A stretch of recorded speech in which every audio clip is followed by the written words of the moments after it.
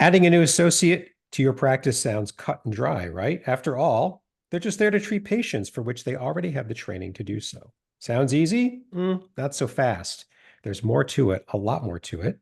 My guest today advises his clients on numerous accounting and operational issues, including hiring, good choices, how to make sure they fit in well, and he's going to share some of his thinking and experiences with us. I'm Carl White, principal at Mark Advisory Group, which is a healthcare marketing agency, and I'm also the host of Practice Care. The mission for both is the same, and that's to help private practice owners stay private. It's usually what they want anyway, and care is better when the provider of care is the one who owns the practice, because then every decision, whether it's clinical, business, whatever, is made by those who are providing care in the first place. So we can rest assured that what the patient's needs, patient considerations are always top of mind. My guest today, my returning guest today, is Joe Lessard. Joe is a partner at Professional Business Management, a healthcare practice management and accounting firm in the Northwest Chicago suburbs. Joe has been with PBM since 2009 and a principal since 2020.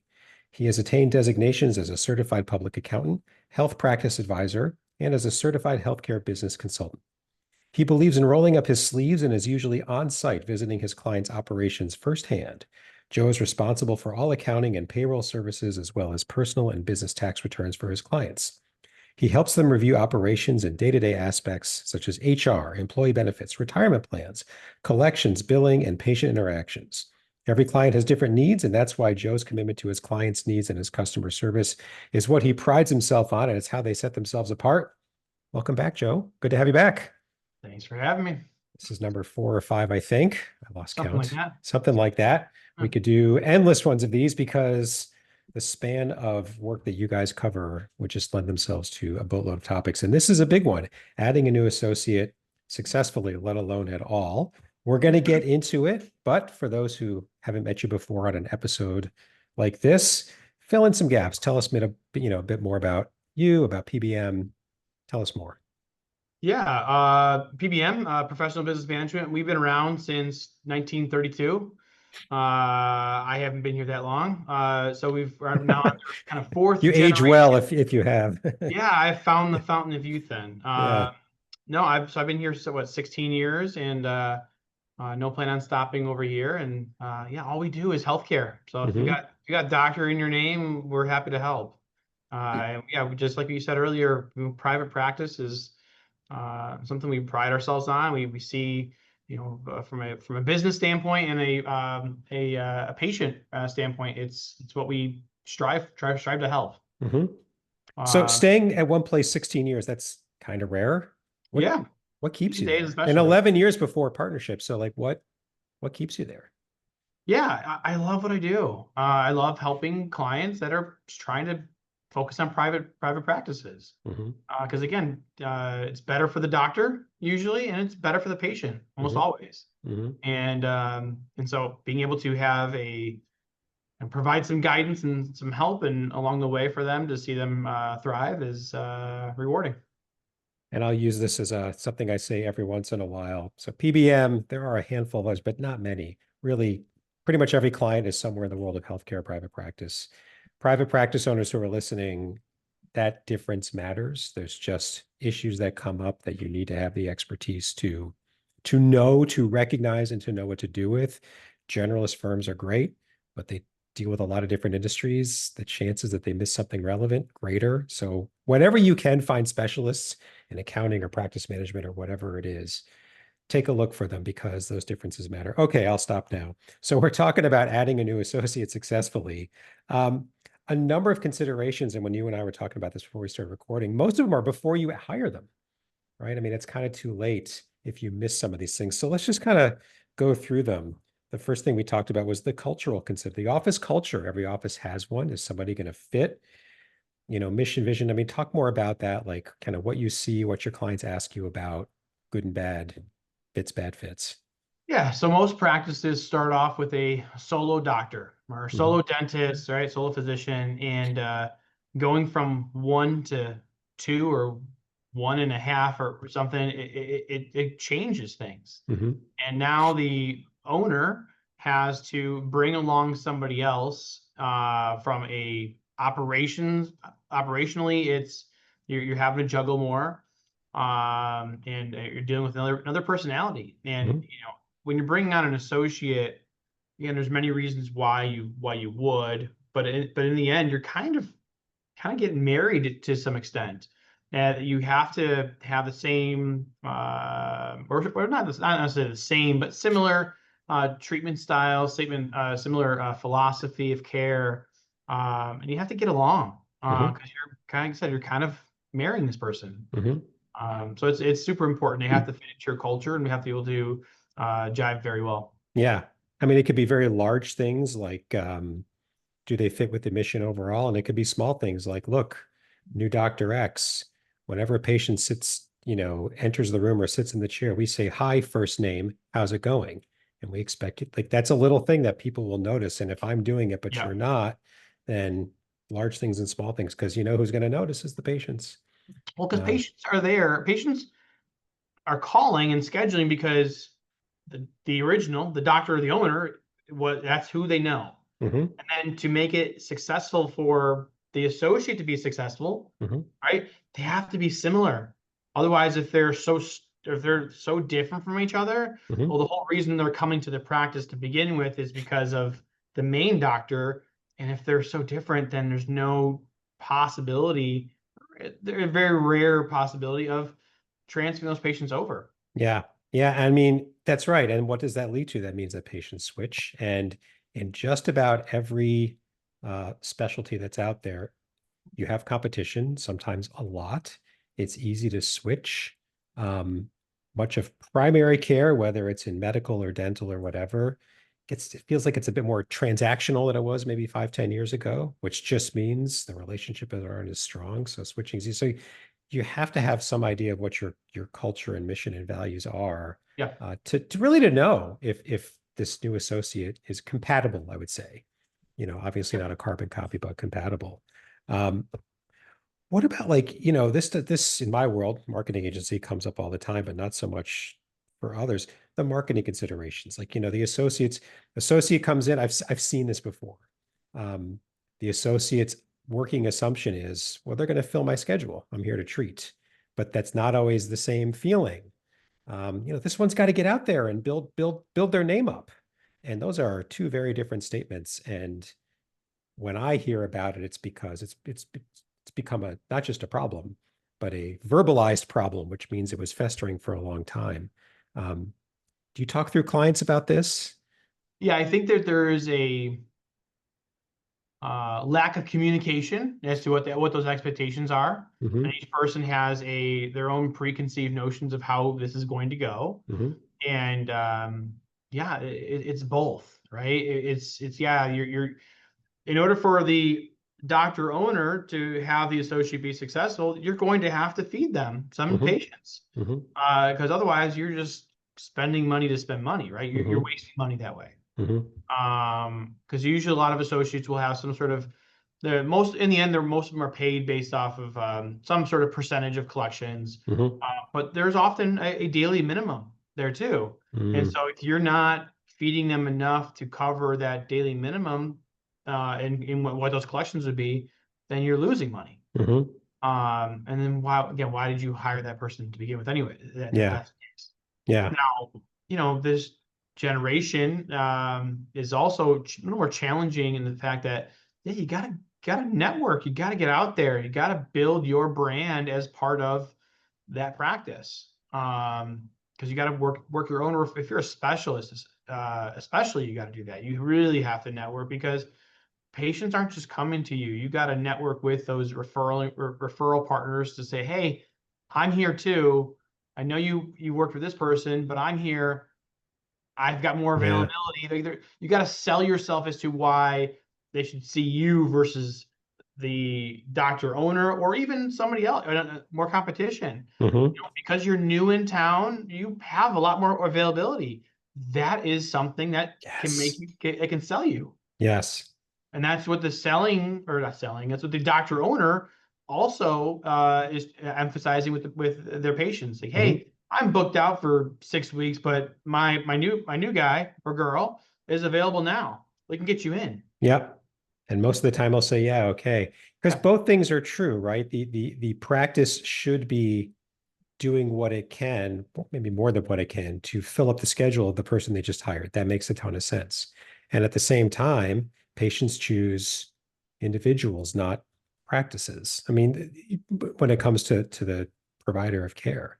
And then the referral source, same thing. So they're both true. Like, how is a referral source supposed to get to know you unless they meet you?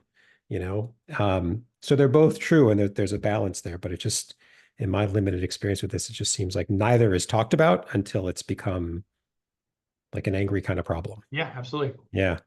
Um, then there's a ton of operational stuff, like just like the nuts and bolts, getting work into the schedule, credentialing. Um, Nobody's favorite word. But like, talk about some of the operational stuff. So you've got the mission values, feels good. There's an understanding about okay, here's what I'm going to do to fill your schedule. Here's what you're expected to do. Yeah, okay, I'm willing to do that. Talk about the operational stuff. Well, I guess first is deciding whether you need an associate or not, Good right? point. And trying to understand when is the right time. And usually the timing of this can vary. Usually it's because your schedule is so booked and you need help, Hmm. right? And people can't get new patients can't come in to see you right away. And if you can't see a new patient, within those first 2 weeks, they will never be your patient. So Hmm. if you're finding yourself where you're too overbooked to see new patients, or you're just overworked, that's a good time to start bringing on an associate. Yeah. You got to make sure you have the room to do so, right? Hmm. Do you have enough exam rooms, Hmm. enough chairs? If you don't, well, that's an issue. Hmm. Um, so you just have to make sure that you have the internal logistics to make sure that you can block and tackle that schedule. Yeah. And so you determine you have a need. Your space allows that for somebody else to come in.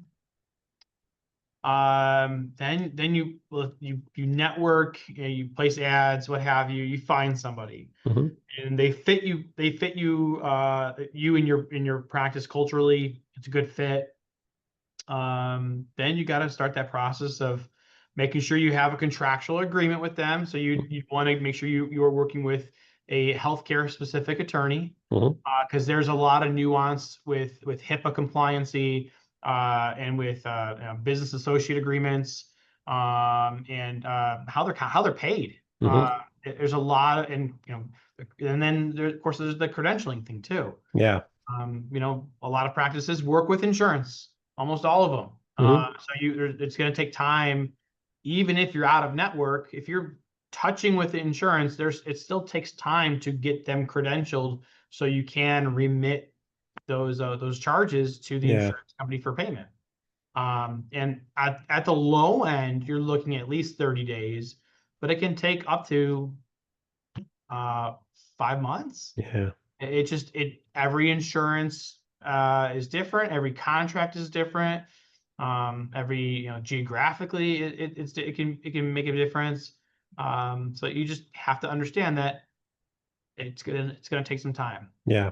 And if there's some pros and cons too. If they're like an associate dentist working for XYZ in XYZ practice, now they're coming over to you.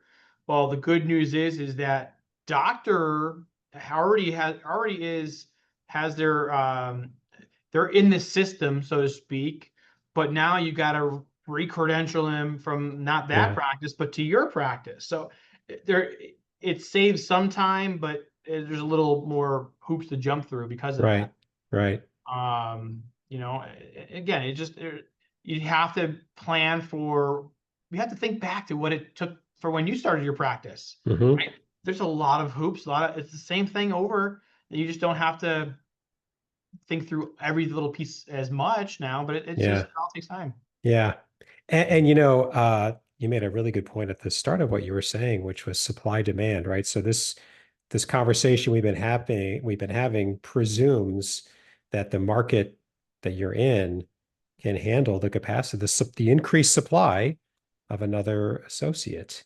And I was just talking to a former client this morning, and they're adding somebody, and they'd like to add this and that. Can your local, is the population where you are even growing? And is it growing? Nobody really knows what enough is. It's hard to tell, Yeah. but is it growing? And do you need, and so why are you adding this? Well, I'd like to have some more free time myself.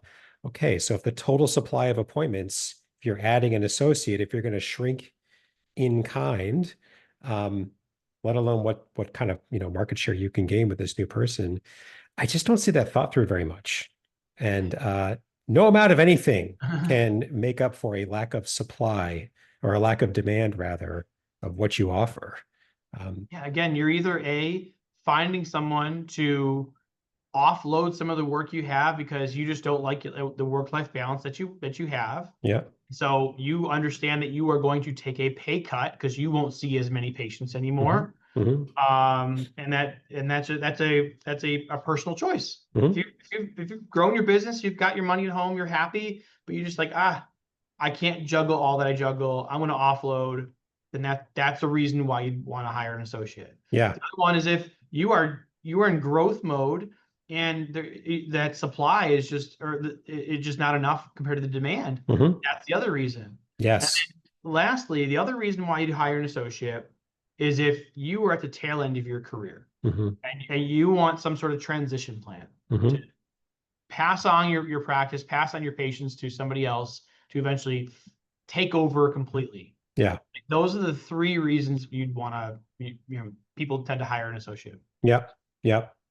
And that's a whole separate discussion. That one, how to do that well, how to make it, as you guys say, make your practice investment grade, ready. Yeah. I guess there's another one too, is if you were hiring an associate that does something different than you, Yep. so that you can expand your different services too. Yep. That was one of the cases with this one this morning, as the new associate does a few things at this one. But still, if you have 100 appointment slots in a month and now you're adding a second one, now you've just doubled it. If the market says, yeah, we can fill up 200, but if not, if you're a pediatric dentist and you bring on an orthodontist, right? They're not going to take patients away from you, but now it's a way for you to expand your services. Correct. Or you're a dermatology practice. Now you're bringing on some sort of esthetician program, right? Facial plastics, or right. You can bring on a surgeon. There's other things that you can now do because of that. Yeah. And there's a lot of taking away your patients. Correct. And there's a lot of good advice out there that says when you want to do that, when you want to add services that you don't offer today, make sure they obviously make logical sense that you would offer them. But I never see anything that says, and by the way, make sure that your local market can handle the increased supply you're about to bring, or at least have some confidence in it. Yep. I never see that. Any others? We've been pretty broad here, culture, operational stuff, marketing, anything. There's a lot of it, but how far in advance, in your experience, how much lead time would you say, Practice X should allow? Everything from it's hard to find people to I'm really busy. Like, what do you want time on your side on this? Yeah, again, it depends on the specialty. The more general you are, the shorter time frame you have. You don't need to be acting as quickly because it's easier to find them. Right? A general dentist, it's easier to find a general dentist than it is a periodontist, right? Fair enough. Yeah. Or it's easier to find a internal medicine doctor versus a podiatrist, a plastic surgeon, right? Yeah. It depends on the specialty. Reproductive endocrinology, it's again, it's very hard to find that. You're looking nationally to find somebody for someone in that industry, whereas if you're just a general XYZ, you don't have to expand beyond your state. You're looking closer. Yeah. And I wonder about just even the hiring process. Like, do you bring the staff in? Do they have a role? It would seem to me that would be smart, even if it's just from do you think they fit here? What's your read? I'm not the best read of people. I ask my wife to read people because I'm really bad at more than one set of eyes on what's a pretty big decision generally makes sense. Yeah. Any reason not to do something like that? No, I mean, if you've already have your mind made up that you want this person, then bringing on the staff, it could hurt the process because they may Mhm. say no, right? But I guess the good thing is you would know right away that, hey, you're not going to, if the staff says, no, this person's not going to be a good fit, and then you know right away what their opinion is Right. versus bring them on and then anyways, like it's Mhm. just, it sets a, if you've already got your mind made up that this is the Yeah. person, then there's Yeah. no sense in getting staff involved because Yeah. it's only going to hurt the relationship with your staff. Yeah. I'm curious in your experience with your clients, when we think about these various considerations, when you've seen a client where an associate hire went badly, are there any particular like common reasons, or it's just sort of all over the map? Like what do you see? Yeah. So usually, you're bringing on an associate and usually they're fresh out of school. Mm, And so when I say fresh out of school, that don't not necessarily meaning they just graduated, but it could be. hmm But you're bringing them on within 5 years of them graduating school, and they don't have the same techniques, the same experience, the same speed, the same way of doing things as you. And so you have to be okay with that. hmm And your patients have to be okay with that. And if you don't invest the time to train that person and to coach and guide them, it's hmm gonna fail. Then hmm you're just hoping that they figure it out themselves. Uh, But That's if a tough thing even for the seasoned person, it you know? is, Yeah. because you have, I mean, almost all my doctors are used to doing things their way, hmm right? And so to now, and even the associates that are joining a practice, like they have their own mind made up of how they want to do things, and so even them to get trained on some things, some are very hesitant. I encourage them not to be. Absorb someone that's seasoned, and their information.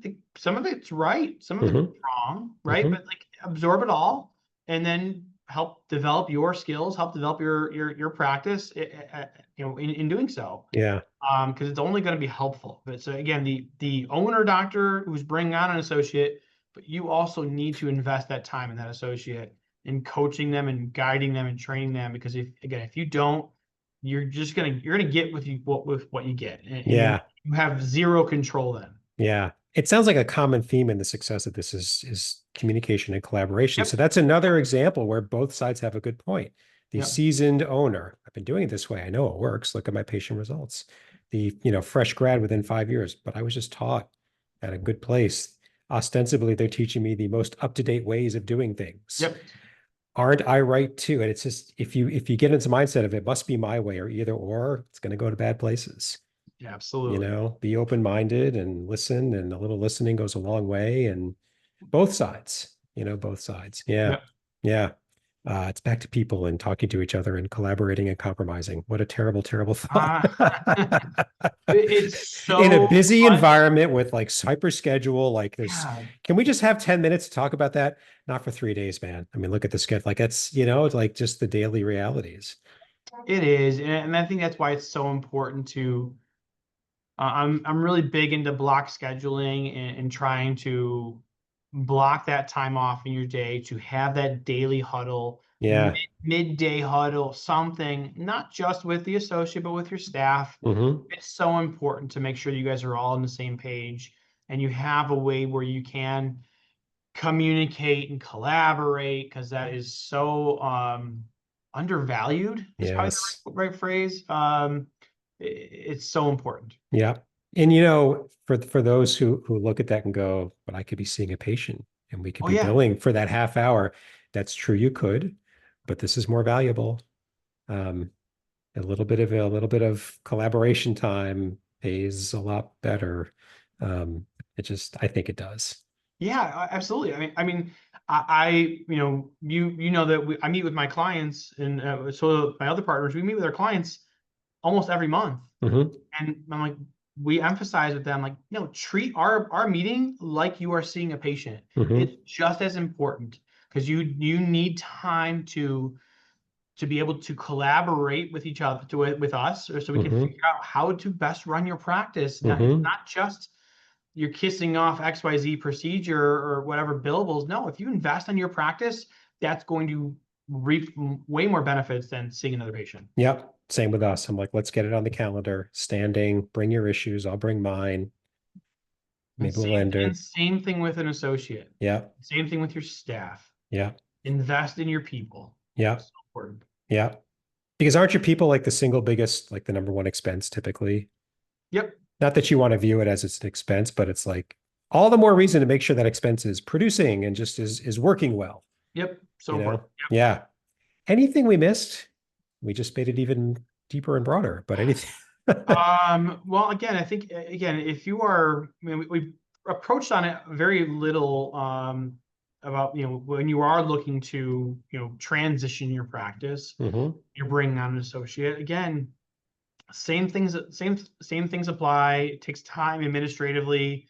You got to think logistically, make sure you have the space, and you may not have the space, and that's Mm-hmm. probably the limiting factor for a lot of people. One, there's two. When you are looking to transition your practice, you usually have a space issue because Mm-hmm. you're not willing to spend a bunch of money to do a build out and Mm-hmm. bring on more chairs or more tables. You're not willing to do that.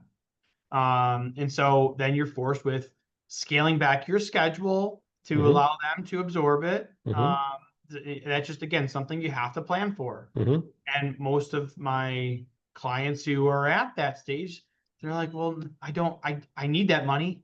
So I can't, and I don't want to, I'll just sell my practice. That's an option. That's Mm-hmm. absolutely an option. You won't Mm-hmm. get as much money for it. Just Mm-hmm. keep that in mind. Mm-hmm. You won't get as much money for it because when someone's buying your practice, they're buying it because you have existing patients. You have an existing workforce. Mm-hmm. And when you're buying a practice, you're going to lose patients. You're going to lose some staff. Maybe not right away, but Mm-hmm. you will lose some of those. Mm-hmm. When you are selling your practice to your associate who has been there, you won't lose anybody. Yeah, much better. And so Yeah. so that practice is more valuable to that associate than some outside party. Yeah. And again, it's more valuable, and then you feel better that Mm-hmm. you know where your practice is going. You've worked so Mm-hmm. hard to build this practice. You know that everyone's taken care of. Mm-hmm. And that feeling is worth a lot too. Yeah. And so again, you just have to just give yourself time. If that's the route you want to take, Yeah. give yourself time because it's going to take, from bringing on an associate to see if that relationship's really going to work out well, Mm-hmm. to then either selling them the practice outright, or maybe you're going to offer them partnership, Yeah. 50% partnership or something like that, and then eventually you're 100%. Again, just think logistically, all that's going to take time. Yeah. It's all going to take time. So a follow-up to that, and then another one, and then we'll wrap up. The follow-up is, you know, the associate that wants to buy and be an owner, probably up, for every 10 associates that are out there, not all 10 want to be that one day. Do you screen for that when you're hiring? Do you just kind of like, because you have this plan, I'm going to sell it to, Carl is Joe's associate. My plan is I'm going to sell it to Carl in 10 years. And then you approach Carl and Carl goes, no, Yeah. I don't know where you got that. I don't want that. I don't want yours or what, there's a no. I think you're kind of screwed. Like, Yeah, so, I think as we do hires, again, you're always asking people, where do you see common question, where do you see yourself in 5, 10 yeah. years, right? And it's And the answer you give is what you think they want to hear, whether it's true or not. Welcome to exactly, interviewing. it's exactly, and Yes. hopefully they're truthful, but you don't know, Mm-hmm. and circumstances can change, right? It's hard to Yeah. know what's going to happen in 5 years, Mm-hmm. or what you want in 5 years. So Mm-hmm. circumstances can change, but Mm-hmm. yeah, absolutely. What do they want? And you want someone that wants I hate to say it, wants to work, right? And wants to put in the effort. They're not just here to click a paycheck, but they want to put some effort into the growth Mm-hmm. of the practice. So Mm-hmm. absolutely, you want someone that's going to be going to collaborate with you, going to Mm-hmm. mesh well with you, and has the same desires and motivation as you. Yeah. Yeah. And the other thing I want to ask is, all right, so now you've hired the person. The mantra I think of is, hire slow, fire fast. Yeah, Do you see that being up like, they're good words to live by. But they the are. sort of signals of this person's working out versus not working out. What do you see? What do you recommend? Like what's a big fat red flag? You know what I mean? It's a very good motto. I don't see a whole lot of people Yeah. acting that way. Yeah. It's just hard.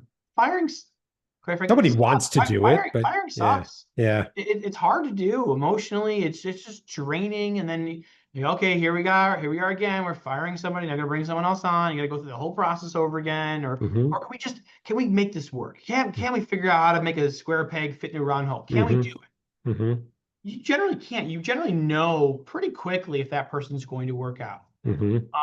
And again, hopefully you are seeing signs of growth. You're seeing some of those things that you had hoped for in that interview. Hmm. Um, but if you don't, you really should act faster. Yeah. Short-term pain. Again, red flags is if they're just mistreating people, mistreating patients, they're Hmm. misdiagnosing patients, Sure. Obviously. Yeah. over treating, being super aggressive. Again, Hmm. there are different treatment philosophy with patients than you have, and Hmm. so now a patient who's been coming in and maybe they have some cavities, maybe they don't, but we're just on a watch list kind of thing, and all of a Yeah. sudden this associate comes in and says, "Oh, you got 6 cavities," big red flag, Right. right? And like they may have those cavities, but if they're not delivering it in a way and they keep doing those things, it's just going to scare people off. Hmm. And one of those things you have to nip that in the bud right away. And if things don't change, you got to move on from them. Yeah. Yeah. Or if they're mistreating your staff, your staff is also a main reason why people come to see your practice. Yeah. You want to wreck your practice, have your staff kind of Gosh, quiet, quit, walk out.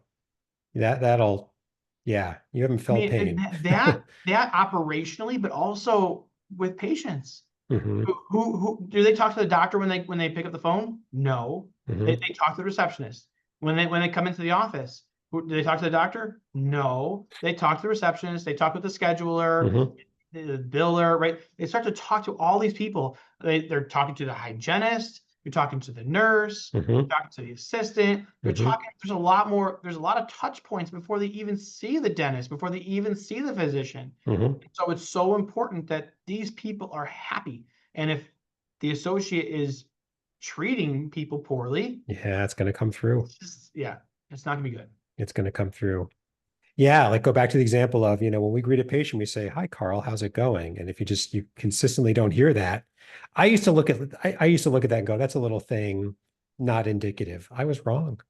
I've learned I was wrong. These little things are indicative of bigger things that Yeah. you have to look for. And besides, you said to do it anyway. So very good. Man, we've covered a lot of ground and we've even hit the first of the wrap-up questions twice, which is anything else. So I won't ask it again.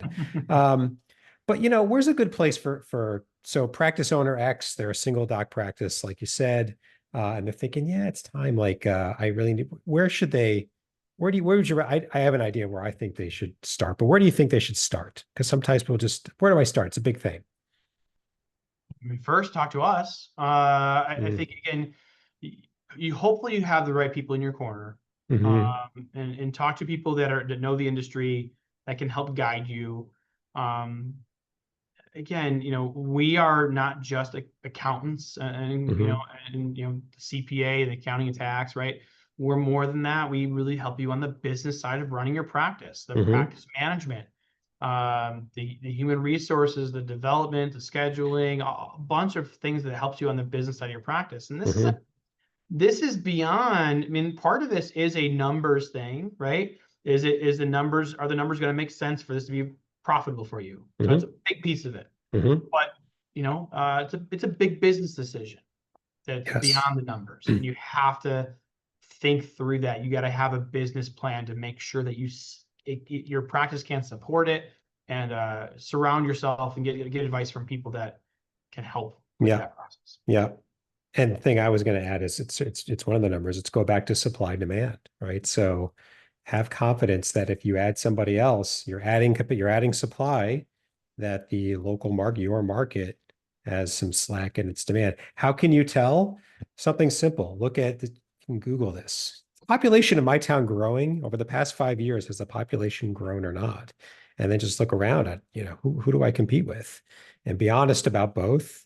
And there was a prospective client where there was flooded with competition. The town was barely growing, and we showed that. And you just look at that, you go, well, the numbers don't lie, Yeah. and changed course, thankfully. But you got to be honest about this, because the market will tell you, I don't need a second one simply by never calling. So make sure you've got that. Excellent. Joe, thanks for coming on again. Appreciate you having me as always. Yeah, every topic's a good one. Joe Lessard with Professional Business Management. We've got your contact information. It's going to go into the show notes of this episode, just like every episode. So any listener wants to get a hold of Joe, now you've got that way to do so as well. 2 quick points before we wrap up. First, subscribe to Practice Care. If you haven't already, Practice Care is one word, very easy to spell and search. New episode drops every week. That's the easiest way to stay up to date. And also, if you're like Joe or us and you serve private practice owners, or you're a private practice owner yourself, either way, you've got some experience on the business side of private practice. Don't overthink that, by the way. Your experience is good experience. Others are having a problem on something that you've tackled. We want you to come on Practice Care and tell everyone about it. In the show notes for Joe's episode, every episode, there's a link, super easy, couple of clicks. Tell us what's on your mind. We'll get you scheduled as soon as possible. Thanks very much, and until next time.